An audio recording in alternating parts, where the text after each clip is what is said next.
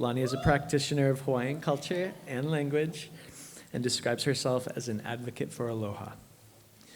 She is the principal of Ke Kula o Samuel Kamakau, a Hawaiian language school in Kaneohe. Tonight, she will reflect on her Hanabata days and experiences with the prison system on Oahu.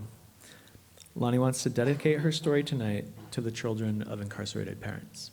So, don't mind me. And if you know me, you're going to get in it too. Here we go.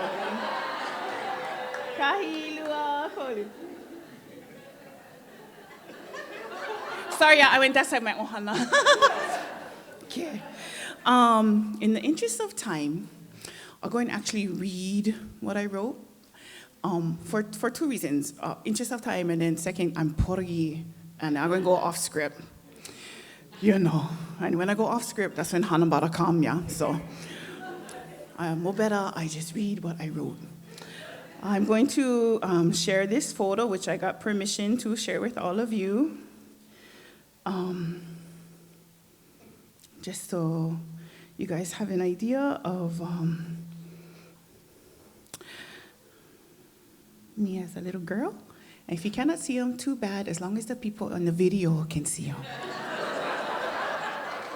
1,000 thumbs up. Okay. And then now, I'm going to pass them around. If I don't get them back, I'll appeal here because it's just one photocopy. So the photo is the inspiration for this story. Oh, yeah. Whoo. Greetings to all those who are present, both seen and unseen. I honor the ancestral deities and guardians of our sacred mountains, the multitude of fresh waterways, the lush forests, and the vast ocean that glows, pulsates, and calls us home each time. To you, the audience, mahalo for embracing our stories and for your presence this evening. Mahalo to Waiau Collective for this space here in Mo'o'iliili, in the moku of Kona, Oahu, Ka'onohi o nā kai. I offer my mahalo to Bo Bassett. Where are you at, Bodacious? Where are you at? Ma'ane'i. I offer my mahalo to Bo Bassett for sharing my name with Alana. If you get a chance, please see his film Out of State when it airs on PBS. Mahalo to Alana at Civil Beat for the invite to share my mana'o. To Reiko Ho, your coaching, kokua, guidance, and aloha is deeply appreciated. To my fellow hoa ha'i mo'olelo, my fellow storytellers, thank you so much. I am immensely thankful for the opportunity to share this space with you, to grow with you, and to share in your stories of aloha, pain, gratitude, graciousness, love, and forgiveness. Uaola loko i ke aloha. Love gives life from within. Aloha is imperative to one's mental and physical health. Imagine this. 2 little brown girls with their hair combed back and braided in matching PJs, sitting on their mama's lap in the bedroom, staring at an 8x10 pencil drawing of their dad framed on the wall. It's our nightly ritual to sing our song to Daddy before we say our ohana prayers and go moi moi. We love you, Daddy, oh yes we do. Oh, she's singing along. We love you, Daddy, we truly do. When you're not near us, we're blue. Oh, Daddy, we love you. Oh. At rehearsal, I was full bawling through that one, so mai ka'i, first win. The olelo no eau I shared earlier speaks to my experiences as the child of convict number 51752469999 and his wife, Eileen. Aloha mai kako. My name is Kameha'ililani Waiau, and I am blessed, yes, blessed, to call Oahu Prison my second home between the years of 1974 and 1984. Aloha kako. weekend adventures in my mom's green Impala, and later on, the Frank Fossey bus to the Kalihikai area on Nimitz Street were awesome. Waiting 2 to 3 hours outside of the prison for our turn to go in was really just an excuse to sing songs, talk and play with my Pa'ahau cousins, and practice our newly learned hula. And then it was our chance to go inside. Once we cleared through check-in, put our bags in the lockers, and walked through a myriad of steel bar gates that led us from the outside world, read stifling, unforgiving, and judgy, into the pico of the family meeting room and the church space that was adjacent to our playground, which is where we're at in that photo if it's traveling around.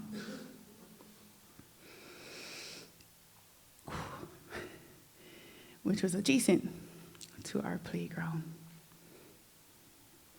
Read, cool, open, and safe. We were miles away from scrutiny and the hot eyes of others who felt pity for my mama, or the sneering lips of kids who talk stink about my sister and I. Once we made it into the family room, we were just 2 little girls excited to crawl all over our dad and all over the church pews. We couldn't wait to tell him everything we did over the last week since our last visit, the new book we were reading, and the new verse we learned in a plethora of hula. Eia no ka vika e, ka heke o nā pua e. Iwa ho mako i ka pone.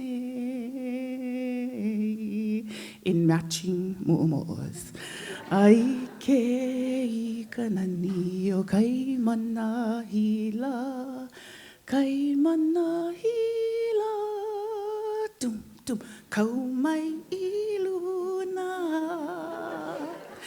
Okay, kalamai. See, tangent.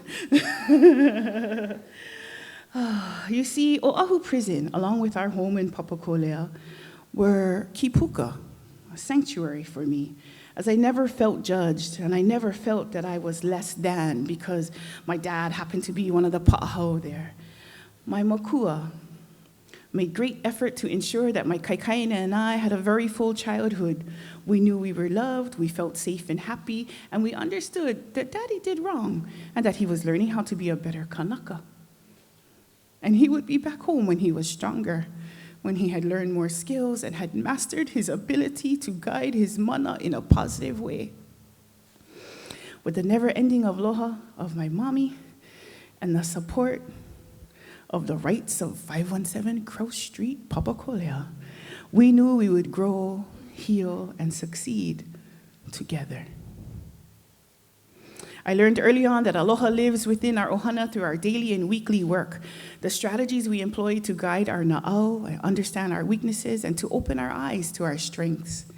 The solutions were all wrapped up in the songs we sang, the can-do attitude, and the belief that we could achieve more together, and that we thrived on love, patience, and constant na'au checks in the form of Sunday ohana meetings.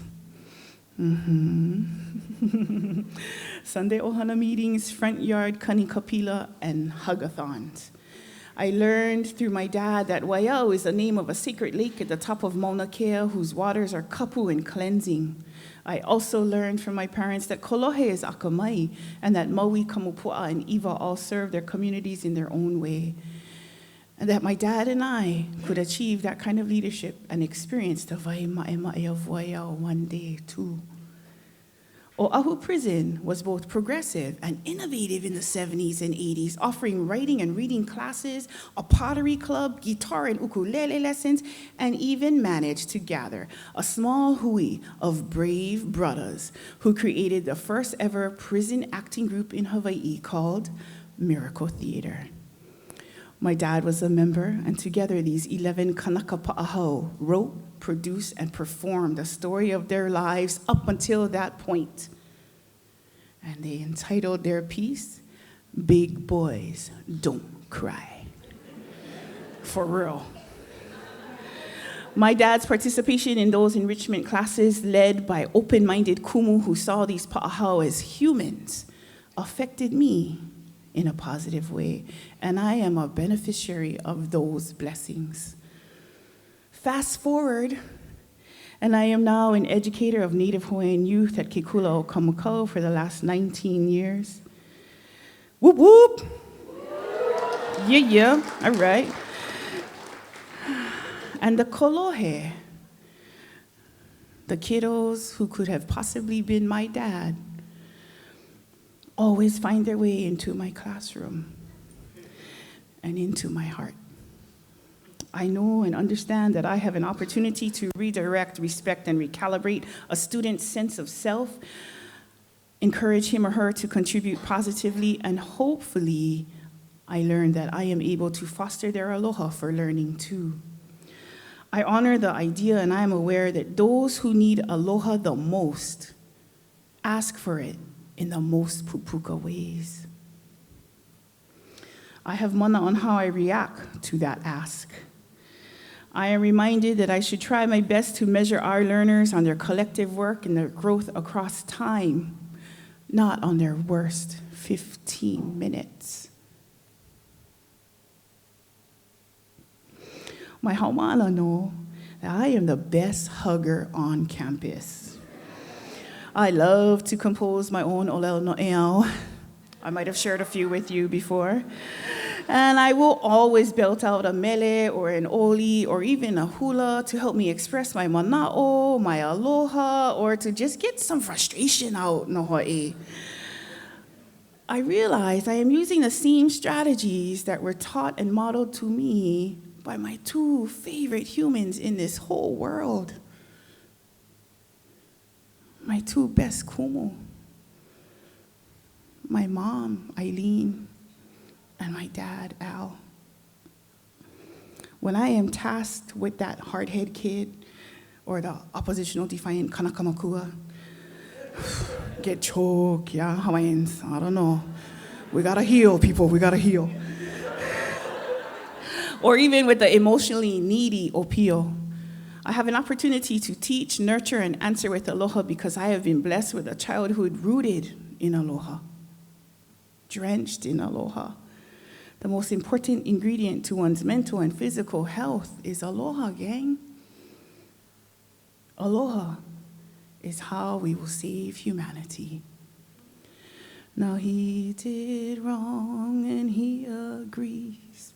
So punish him with humanity, 'cause he's a human. He's not a dog. Show him a picture or give him an answer that will help him. Come on, Jamie. He wants to free his body. He wants to free his mind. He's been in prison too long. Here's his song. I had to change them because it's not my song. Yeah. Here's his song, and I just didn't live vicariously. Incarceration does not need to have a negative reflection on your life, nor does it need to leave a negative reflection on your kid's life. If we remember that olelo no'eau, uaola loko I ke aloha, love gives life from within.